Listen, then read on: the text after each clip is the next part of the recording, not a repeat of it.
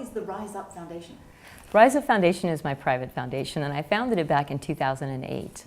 I was in a family metals recycling business for many years, and when I decided to step away from it and sort of retire from it, I wanted to pursue my other philanthropy interests that I had been working on for a long time, and it was a natural progression for me to start my own private foundation. It was sort of a way for me to be able to house in one company or one organization all the things that I wanted to do, and primarily I wanted to really understand why the world was the way it was, in particular children of the world.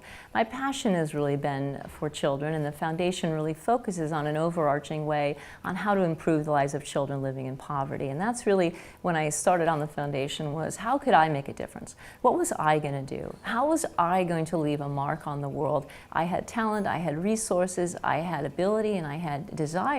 But how was I going to accomplish that? And so I started the Rise Up Foundation to give me the platform to be able to determine that, do the research, find out how and in what way I wanted to really create an impact, and then act on that.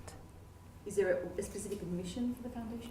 You know, essentially the mission of the foundation is to try to improve the life of a child living in difficult circumstances. Over the years, we've started by, a lot of the early work that I did was with large organizations like with UNICEF. I did a lot of traveling with UNICEF. I was fortunate to go on several field visits with them. I was able to visit countries like Angola and Laos and Nepal and really see firsthand both the effects of global endemic poverty and two, the ways in which poverty can be alleviated and the types of life-saving and long-term programs that can be put into place to actually create sustainable change. And from there, I really brought the focus in closer to home. I started doing a lot of community-based events. I do a lot of work with shelters in the community. You know, where would you find children living in difficult circumstances in the area around you? And there's plenty to be found. And so I started working with shelters. And we throw a lot of great birthday parties. We hand out a lot of teddy bears. We don't do big things necessarily at the community level, but what we do, I think, is really important because some of the kids that we throw parties for, they've never had a birthday party before. They're in this situation, they're in this shelter, and it's a bright spot for them. And I'm really proud of what we do at a community level to the what I would call the very small dots that you can put on a map to really try to create an impact.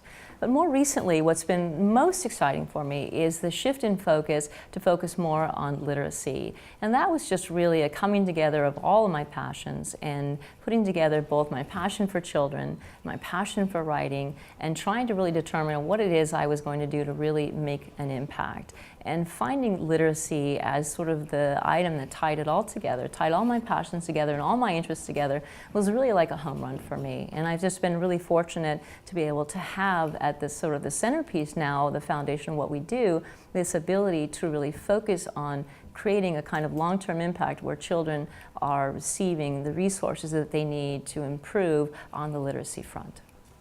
You donate books to schools. How do you decide which schools should be recipients of these? So the schools that we work with tend to be high poverty schools, either in rural areas or in urban areas.